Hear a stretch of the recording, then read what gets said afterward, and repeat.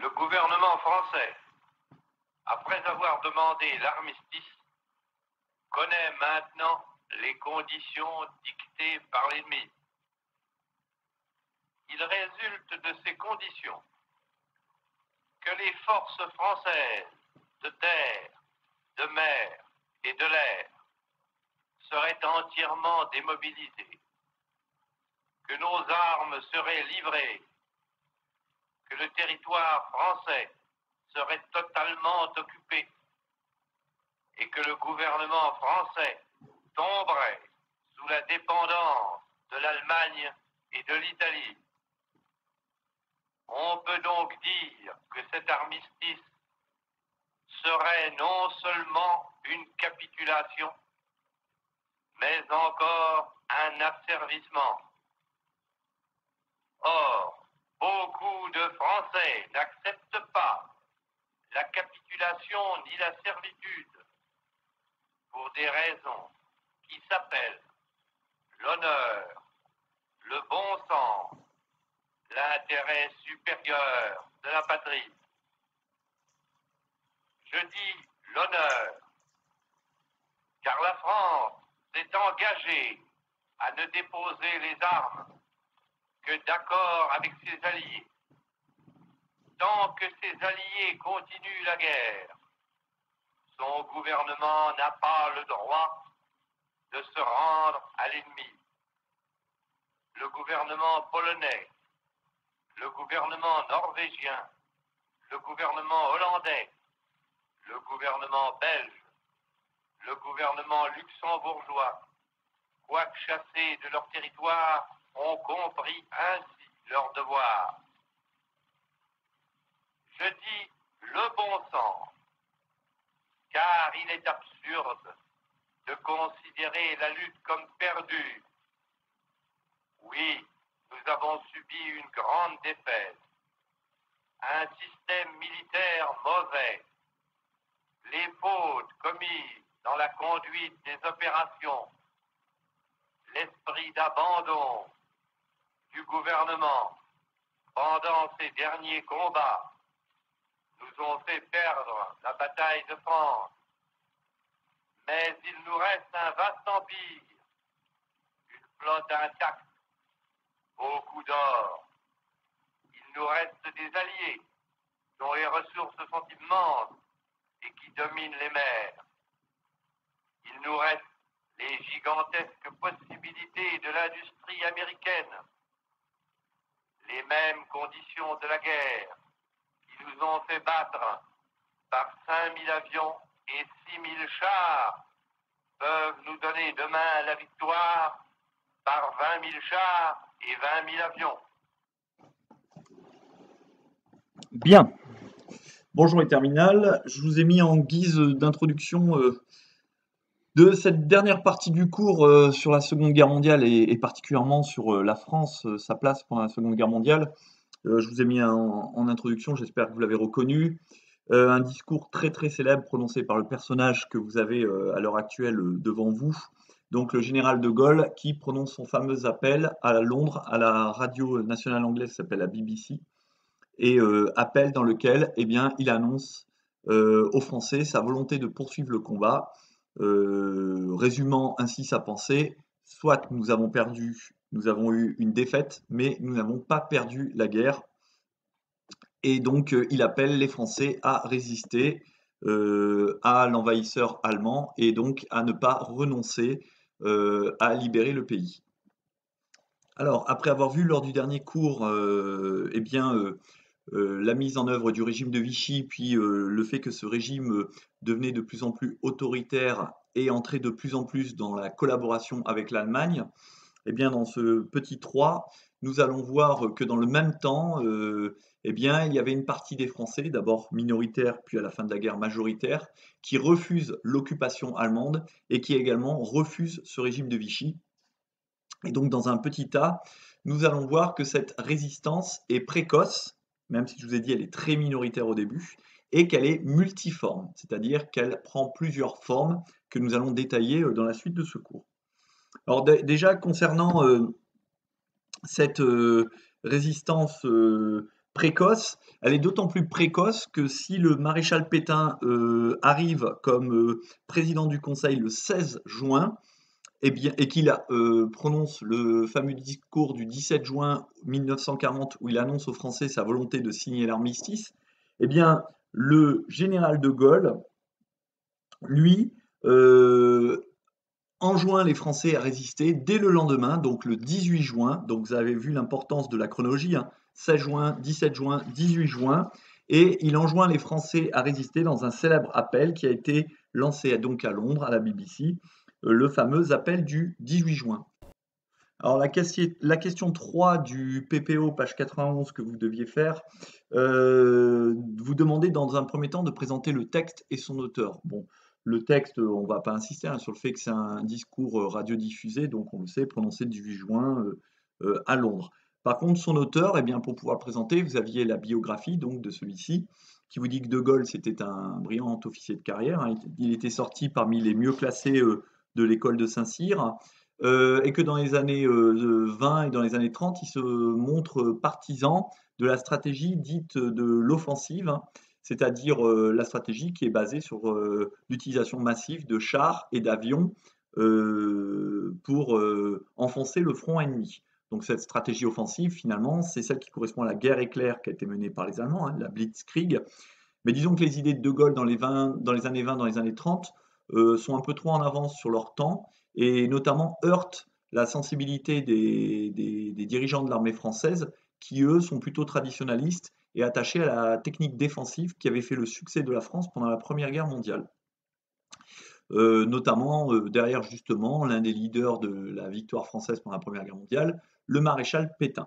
Donc c'est pour ça que dans les années 30, je vous avais expliqué que la France avait consacré une grande partie du budget de la guerre à la construction de la ligne Maginot, cette formidable ligne de défense à la frontière allemande qui ne servira jamais à rien puisque les Allemands vont la contourner. Et donc finalement, ça va être un budget colossal qui va être englouti là-dedans et qui n'aura pas servi vraiment à protéger notre territoire, comme vous le savez.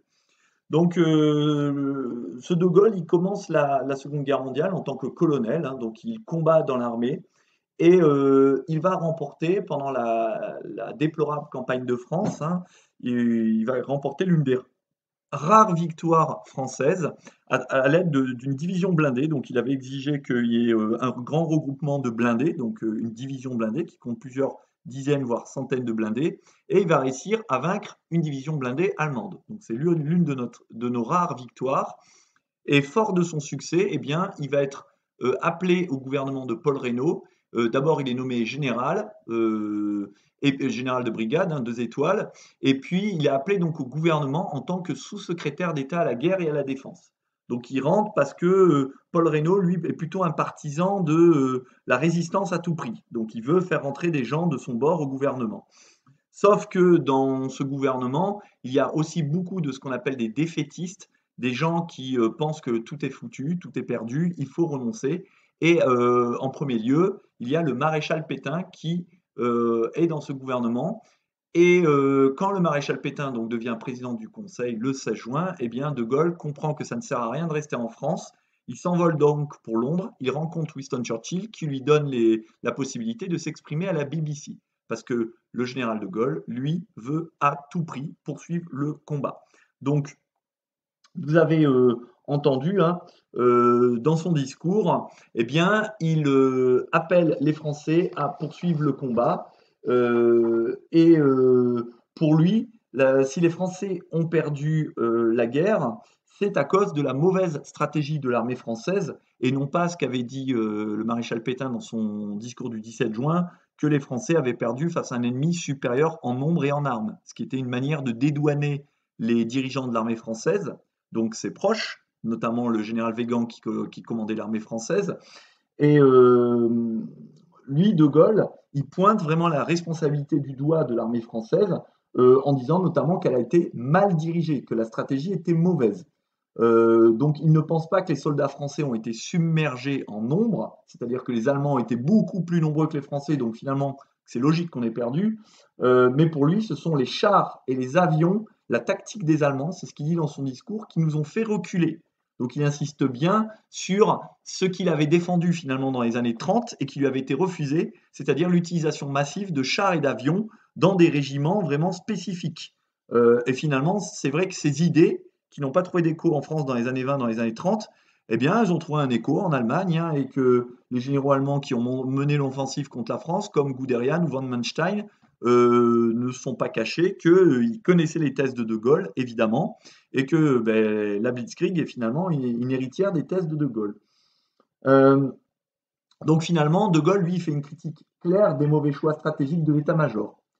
Donc, pour lui, petit c, pourquoi il faut continuer le combat? Eh bien, pour lui, il est indispensable de continuer le combat car, il le dit, rien n'est perdu.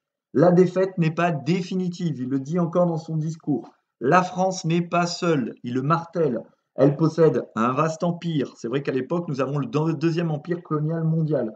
Elle a des alliés, notamment l'Angleterre et bientôt les États-Unis. Euh, il comprend aussi que cette guerre va être mondiale, avec notamment, il le sent, l'entrée prochaine des États-Unis, le fait que tôt ou tard Hitler attaquera l'URSS. Donc il sent que cette guerre va être mondiale et déborder largement du seul cadre européen. Donc son but par ce discours, c'est la question petit d, c'est évidemment de redonner le moral aux Français qui l'ont le 17 juin complètement dans leurs chaussettes et de leur redonner espoir en des lendemains qui pourront chanter. Alors pas dans l'immédiat, mais il faut garder l'espoir. Nous avons perdu un combat, mais nous n'avons pas perdu la guerre. Et donc il faut que les Français résistent. Et dans la mesure du possible, eh bien, il faudrait aussi que des Français le rejoignent, en priorité les militaires de l'armée de terre, de mer, de l'armée de terre, de mer et de l'air, mais aussi tous les personnels qui auraient des capacités techniques qui pourraient contribuer à l'effort de guerre français. Donc, ce discours, c'est un véritable prélude à l'organisation d'une résistance extérieure autour de la France libre. Mais outre les soldats, son discours s'adresse à tous les Français, même si ce jour-là, peu l'ont entendu en fait, parce que et personne ne le connaissait en fait, ce général de Gaulle qui venait d'avoir un poste pendant quelques jours en tant que sous-secrétaire d'État au gouvernement, il était relativement inconnu. Mais cependant, donc, il s'adresse à tous les Français qui ne veulent pas cesser les combats. Il s'adresse également aux colonies françaises. Il parle d'un vaste empire. Et il s'adresse aux alliés de la France, donc l'Angleterre, l'immense industrie des États-Unis qu'il cite également, et pourtant les États-Unis sont encore neutres, hein, il faudra attendre 1941, décembre 1941 pour qu'ils rentrent, après l'attaque de Pearl Harbor, je vous rappelle. Mais surtout, donc, il s'adresse, je vous l'ai dit, à tous les Français qui sont présents à Londres ou en Angleterre. Par exemple, après l'évacuation de Dunkerque, hein, il y a eu plus d'une centaine de milliers de Français qui ont été évacués en Angleterre. Donc l'évacuation de Dunkerque a eu lieu le 4 juin. Et beaucoup de Français sont encore bloqués en Angleterre, donc il les appelle à le rejoindre. Et ce sont notamment des soldats. Il le dit, j'invite les officiers et les soldats français qui se trouvent en territoire britannique, les ingénieurs, les ouvriers spécialistes des industries d'armement, à se mettre en rapport avec moi. Donc l'utilisation de très nombreuses tournures personnelles également, à la première personne du singulier, hein, je, ou bien moi, J', montre qu'il souhaite incarner ce chef qui ne renonce pas au combat. Son objectif est donc ici double. Inciter d'une part les Français à ne pas renoncer, à résister et à poursuivre les combats, car la France a perdu une bataille, je vous l'ai dit, mais pas la guerre. Et d'autre part, il voudrait inciter tous ceux qui le peuvent à le rejoindre pour poursuivre avec lui le combat. Le problème, c'est que parmi tous ces Français dont je vous ai parlé, notamment les militaires qui avaient trouvé refuge en Angleterre après l'évacuation de Dunkerque, eh bien, comme tout bon militaire, ils sont très obéissants. Et quand le maréchal Pétain va appeler à cesser les combats et va prononcer l'armistice, eh bien, la plupart des militaires français qui sont stationnés en Angleterre, eh bien, vont rentrer en France car ils obéissent aux ordres de Vichy et non pas aux ordres de ce général inconnu ou relativement peu connu en tout cas. Vous savez que dans l'armée, il y a un très grand respect de la hiérarchie, donc on obéit aux ordres du gouvernement. Encore, fallait-il reconnaître ce gouvernement comme son gouvernement. Après, on voit très bien que De Gaulle ne reconnaît pas le gouvernement de Vichy et beaucoup de Français qui vont le rejoindre ne reconnaissent pas en fait ce gouvernement comme légitime. Ils estiment que c'est un gouvernement qui a profité de la situation, qui s'est installé en quelque sorte par un coup de force.